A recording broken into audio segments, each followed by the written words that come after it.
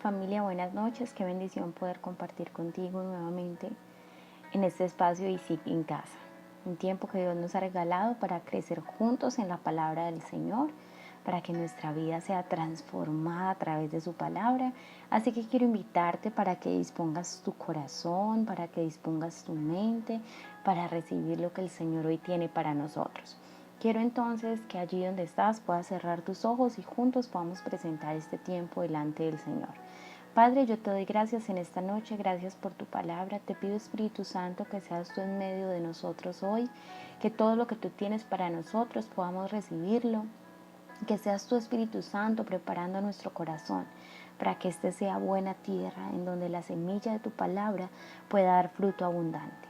Gracias, Espíritu Santo, porque tú estás aquí enseñándonos todas las cosas.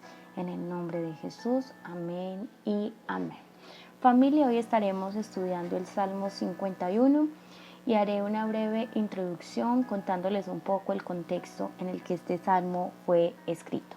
Lo primero que miramos es el título que se le dio a este salmo, que dice: al músico principal, Salmo de David, cuando después de que se llevó a Betsabé, vino a él Natán el profeta.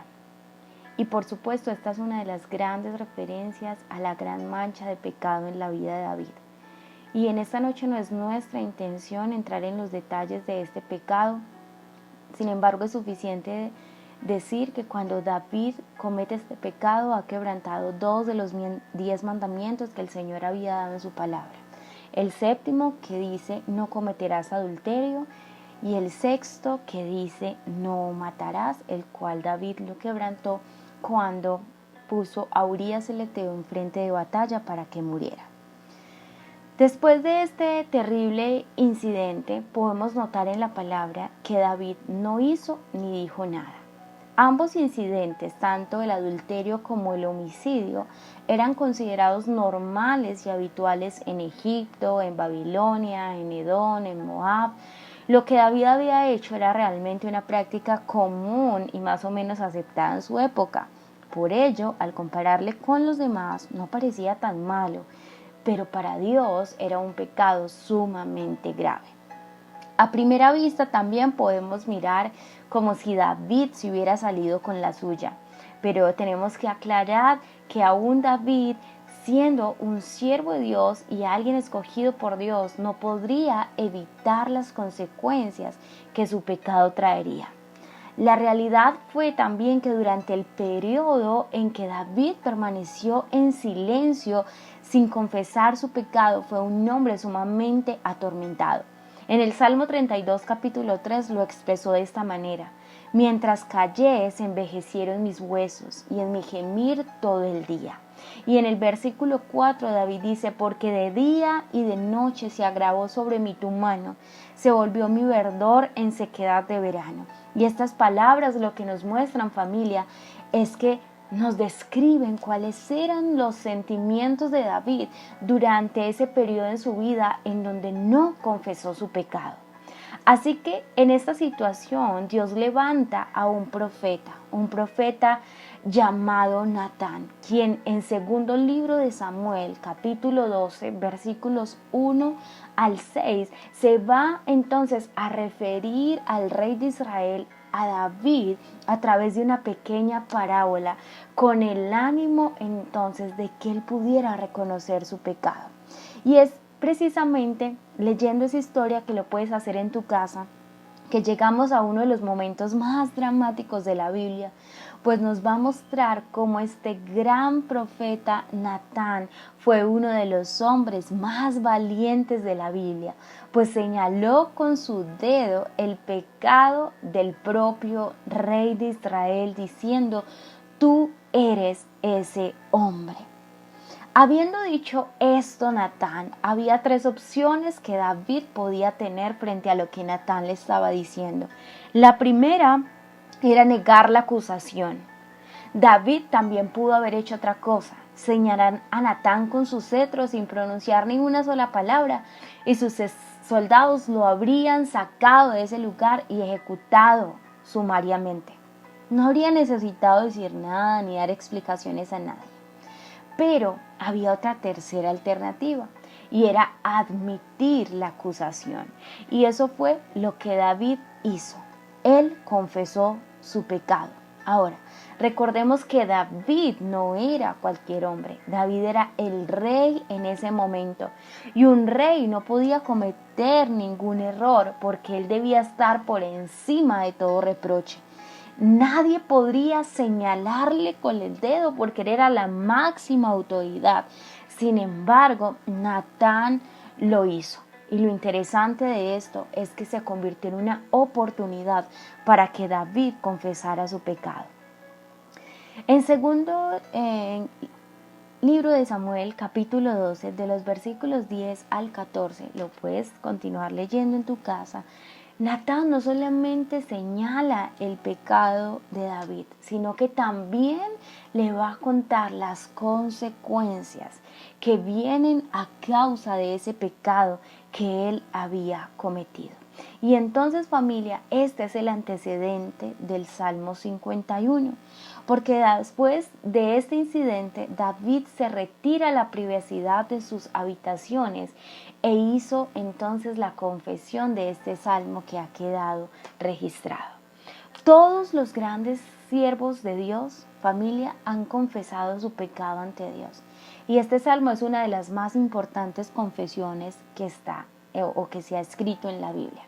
Este salmo entonces está dividido en tres partes. Número 1, el clamor y la convicción de pecado, que están desde el verso 1 al 3. Número 2, el clamor, la confesión del pecado y pedir compasión a Dios. Esto está desde el verso 4 al 8. Y la tercera parte está el clamor por la limpieza y la restauración de la comunión con Dios, que está desde el versículo 9 al 19.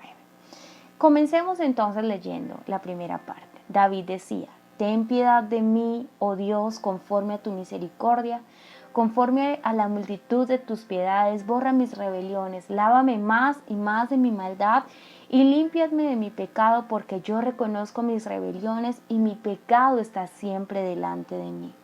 El pecado, familia, es un asunto complejo y hubo ciertas palabras que David usó en estos versículos para describir su pecado. Por cierto, en las Escrituras Dios usó muchas más palabras que están allí para describir lo que significa el pecado. Pero también necesitamos recordar que si bien mencionamos que el pecado era algo complejo, podemos decir también que la bondad y la misericordia de Dios es algo muy simple. David entonces llama sus pecados como rebeliones o transgresiones. Esto se refiere precisamente a que transgredir es sobrepasar los límites establecidos por Dios. Dios ha colocado ciertos límites en esta vida. Él tiene ciertas leyes físicas, morales y espirituales. Y cualquiera que intenta sobrepasar dichos límites tendrá que sufrir las consecuencias. El hacer estas cosas entonces se llama transgresión. La experiencia de David consistió en que él sintió una profunda convicción de pecado. Tú y yo no podemos penetrar en todo el horror de la culpa que David sentía. Para él su pecado resultó sumamente repugnante. Lo detestó y se odió a sí mismo por haberlo cometido. Se sintió totalmente sucio e impuro.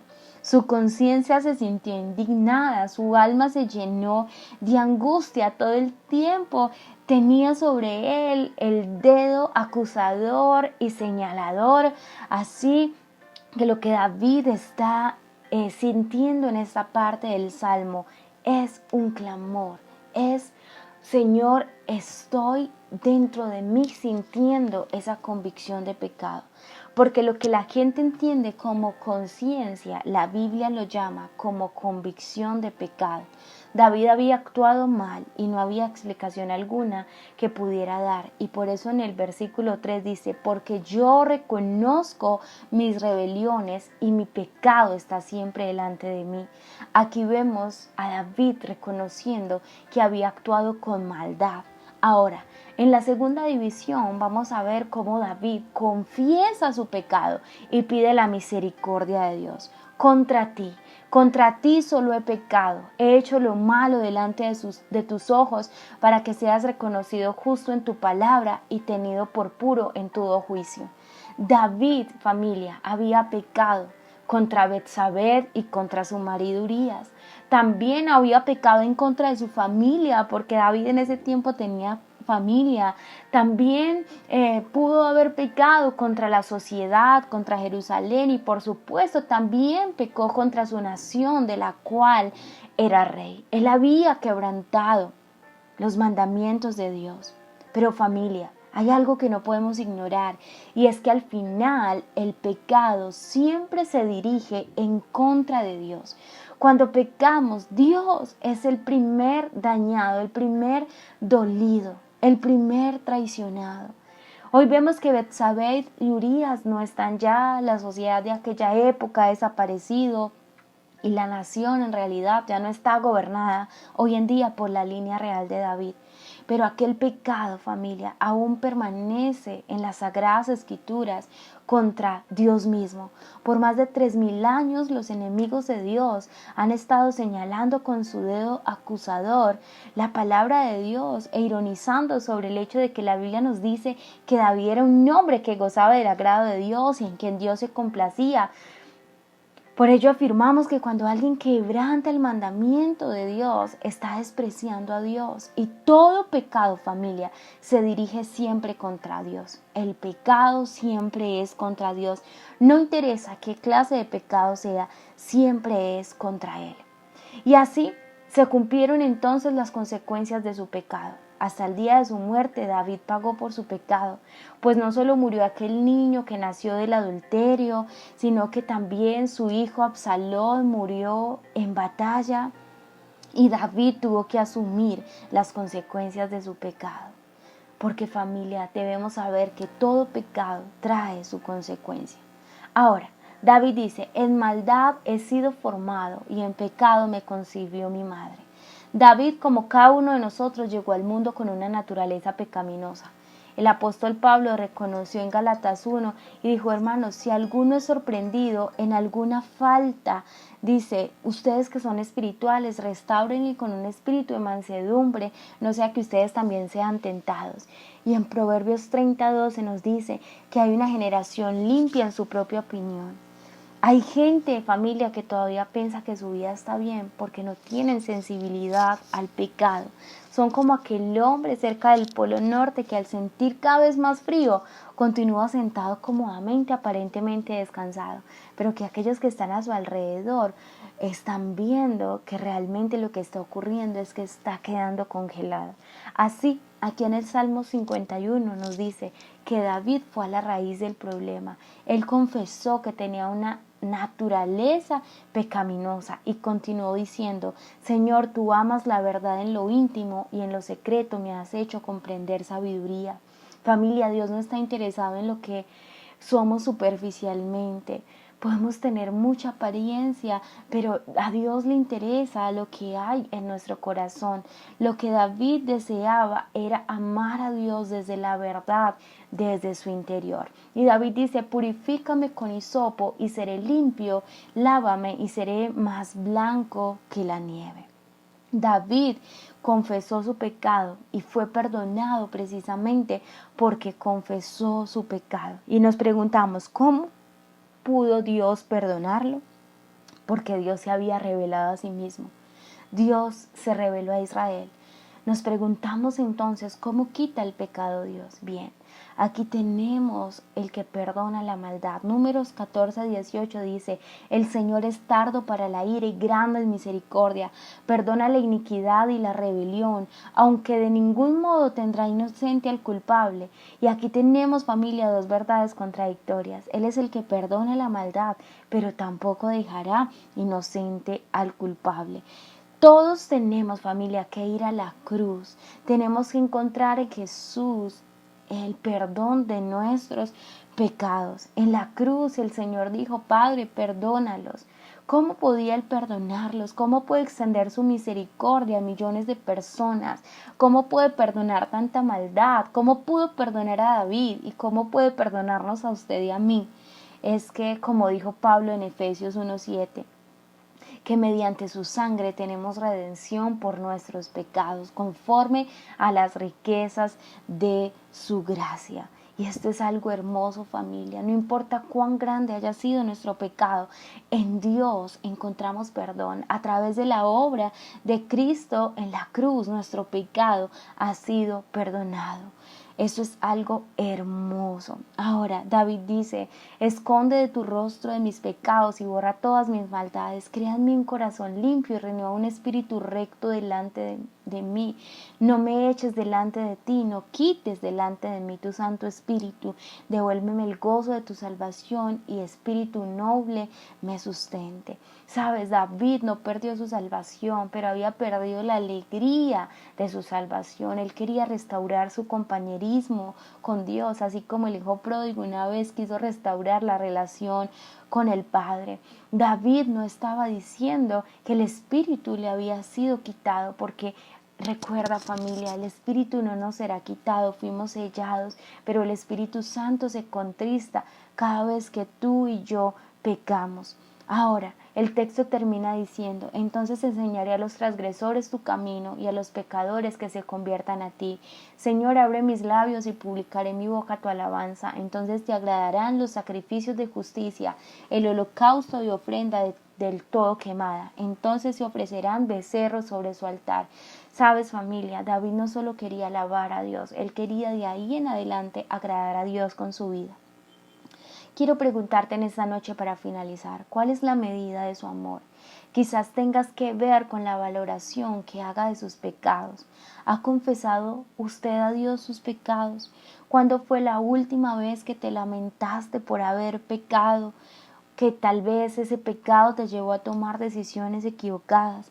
A veces aún hasta es difícil conciliar el sueño y comenzamos a pensar, ¿cuál fue la última vez por la cual usted se lamentó de haber ofendido a Dios? Pues yo quiero decirte en esta noche, Dios está esperando una confesión de tu parte, pero Él también te está esperando con sus brazos de gracia y de misericordia para perdonar cada uno de tus pecados y así cumplir el propósito que tiene con tu vida. Qué salmo tan interesante. Me queda corto en muchas cosas que podríamos decir, pero quiero que te quedes con eso en esta noche. Si estás viviendo en algún pecado, es hora de confesarlo. Dios está ahí recibiéndote con tu mano de amor, de misericordia, de gracia. Corre a Él, no dejes que tus huesos se quiebren, como decía David, a causa del pecado. Corre a Dios, corre a su gracia, corre a su amor. Te amo, en familia, te bendigo en esta noche, que puedas descansar. Dios te guarde. Un abrazo.